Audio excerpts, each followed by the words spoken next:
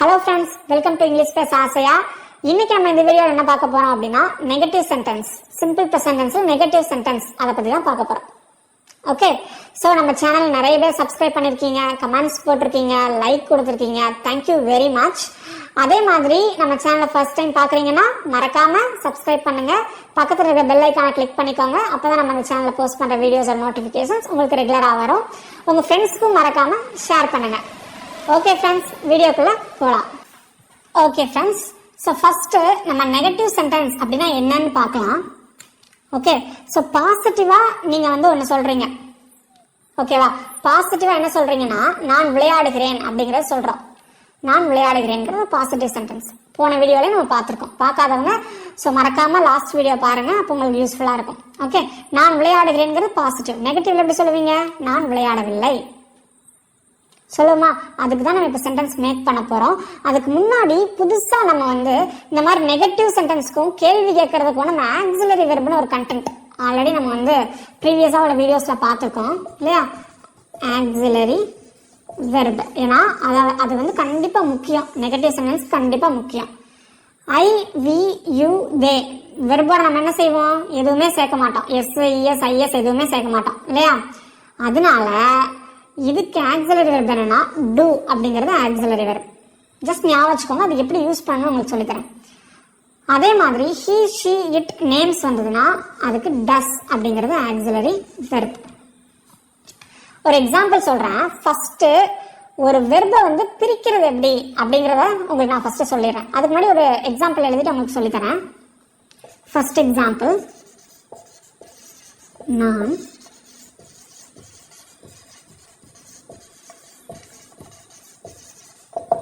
நான் விளையாடுகிறேன் அப்படிங்கிறது என்னன்னா ஒரு பாசிட்டிவ் சென்டென்ஸ். இதுல இருந்து நான் நெகட்டிவா மாத்துறேன், ரொம்ப ஈஸியா இருக்கும். ஃபர்ஸ்ட் நான் சப்ஜெக்ட் வரும். விளையாடுறதுக்கு என்ன இங்கிலீஷ்ல? பிளே. Very simple. நான் விளையாடுகிறேன். இப்போ நெகட்டிவா எப்படி சொல்லுவீங்க? நெகட்டிவா சொல்லணும்.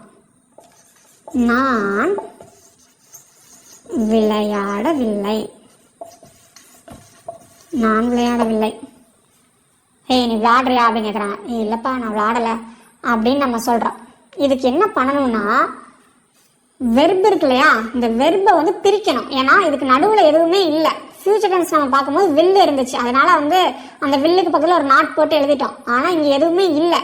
அதனால நம்ம என்ன பண்ணா ஆக்சிலரி வெர்பை வச்சு பிரிக்கணும். முதல்ல இந்த வெர்பை ஐ, வி, யூ, தேக்கு நல்லா ஞாபகம் வச்சுக்கோங்க. டு அப்படிங்கறது ஆக்சிலரி வெர்ப். ஓகே, இந்த வெர்பை பிரிச்சீங்கன்னா டு போட்டு தான் பிரிக்கணும். ரொம்ப ரொம்ப சிம்பிள். இந்த பிளேவை நான் பிரிச்சு காட்டுமா உங்களுக்கு? பிளே இருக்கா? அவ்வளவுதான், ஈஸியா பிரிச்சிடலாம். To plus play. இந்த டூவும் பிளேவும் சேர்ந்தது பிளே தான். அதோட மீனிங் மாறவே மாறாது. டு பிளஸ் பிளே அப்படின்னு பிரிச்சுக்கோங்க. ஓகே, இந்த ரெண்டுக்கு நடுவுல ஒரு நாட் போட்டீங்கன்னு வச்சுக்கோங்க, அதுதான் நெகட்டிவ் சென்டென்ஸ். எழுதலாமா? இப்போ ஃபர்ஸ்ட் நான் அப்படிங்கிற சப்ஜெக்ட் அதை அப்படியே போட்டீங்க. அதுக்கப்புறம் என்ன பண்ணணும்? நெகட்டிவ் எழுதுறதுக்கு இந்த வெர்பை பிரிக்கிறீங்க. டு பிளஸ் பிளேன் பிரிக்கிறீங்க. ஏன் டு போடுறீங்க? ஐ, வி, யூ, தே இருந்ததுன்னா வெர்பை டு போட்டு தான் பிரிக்கணும். ஏன்னா வெர்போட எஸ்ஓ, இஎஸ்ஓ, ஐஎஸ்ஓ நம்ம சேர்க்கவில்லை. அப்படி சேர்த்தோம்னா டஸ் போட்டு பிரிக்கலாம். அதை அடுத்த எக்ஸாம்பிள்ல பார்ப்போம். ஐ போட்டீங்க, விளையாடவில்லை. முதல்ல பிளேயை பிரிச்சுட்டீங்க, ரெண்டுக்கு நடுவில் ஒரு நாட் போட்டுறோம், அவ்வளவுதான். To not play. வெர்ப் அந்த மாதிரி பிரிக்கீங்க, ரெண்டுக்கு நடுவில் ஒரு நாட் போட்டுறீங்க, அவ்வளவுதான். ஐ டு நாட் பிளே இப்படியும் சொல்லலாம். அப்படி இல்லைன்னா ஐ டோன்ட் பிளே. இந்த நாட்டுங்கிறது இப்படியும் எழுதலாம். என் போட்டு மேல ஒரு அப்பாஸ்ட்ரோஃபி போட்டு டி போடலாம். ஐ டோன்ட் பிளே, நான் விளையாடவில்லை. எவ்வளவு சிம்பிளா இருக்கு. ஓகே ஃப்ரெண்ட்ஸ், நெக்ஸ்ட் எக்ஸாம்பிள் பார்க்கலாமா? ஃபர்ஸ்ட் ஒரு பாசிட்டிவ் எழுதிட்டு அது நெகட்டிவ் எழுதலாம்.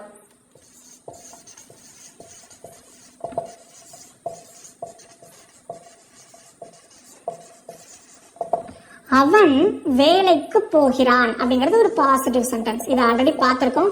டீட்டெயிலா வேணும்னா நீங்க ஃபர்ஸ்ட் வீடியோ போய் பாருங்க. ஓகே, உங்களுக்கு யூஸ்ஃபுல்லா இருக்கும், புரியும் நல்லா. ஃபர்ஸ்ட் என்ன வரணும்? சப்ஜெக்ட் பிளஸ் வெர்பு தான் இல்லையா? ஃபர்ஸ்ட் சப்ஜெக்ட் அவன் அப்படிங்கிற சப்ஜெக்ட். வெர்ப் என்னது? போறது இல்லையா? போறதுக்கு என்னது? கோ. ஹி கோ அப்படின்னு போட்டீங்க. ஹி ஷி இட், இங்கே ஹி தான் வந்திருக்கு. அப்போ என்ன பண்ணணும்? வெர்போட ஏதாவது ஒன்று சேர்க்கணும். நம்ம இஎஸ் சேர்த்தாலும் ஸ்பெல்லிங் கரெக்டாக வரும். எஸ் அல்லது இஎஸ் அல்லது ஐஎஸ் சேர்த்தோமா, இந்த இஎஸ்ஸை போட்டுருங்க.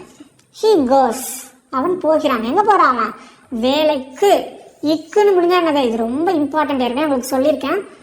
இக்கு அப்படின்னா டு, வேலைக்கு. டு போட்டீங்க. வேலை அப்படின்னா work. He goes to work. அவன் வேலைக்கு போகிறான். நெகட்டிவ் என்ன சொல்லுவீங்க? அவன் வேலைக்கு போகவில்லை சொல்லலாமா?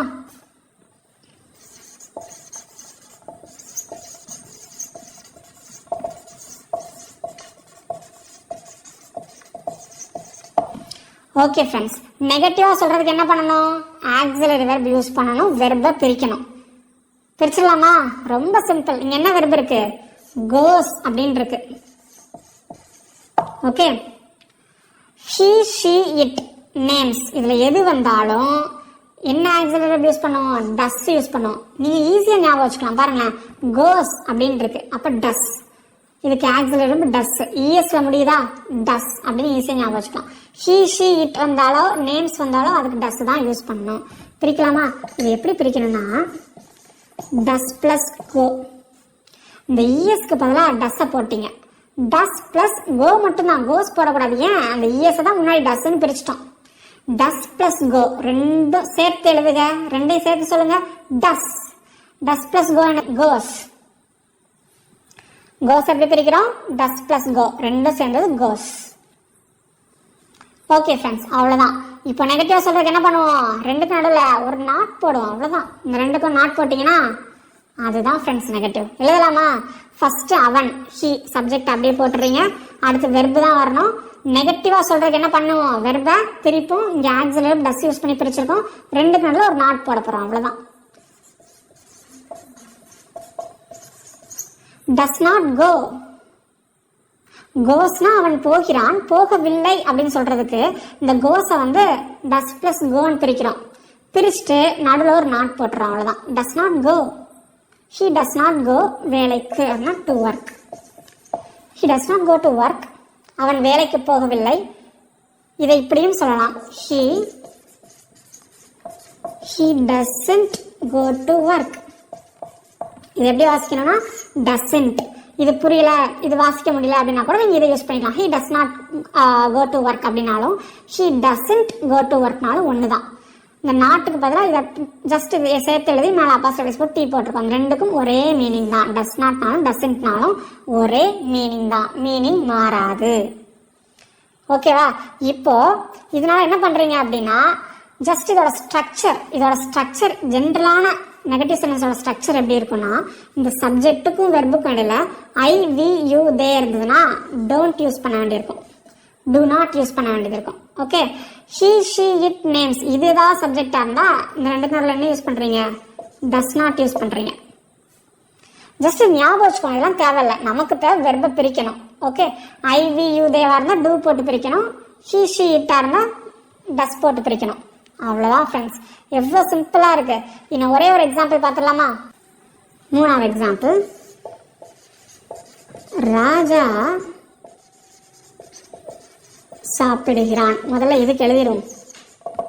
அதுக்கப்புறம் நம்ம என்ன பண்ணலாம்? அதுல இருந்து நம்ம நெகட்டிவ் உருவாக்கலாம். என்னைக்குமே நீங்க மனப்பாடம் பண்ணக்கூடாது அப்படிங்கிறதுனால இந்த மாதிரி பிரிச்சு காட்டுறேன்.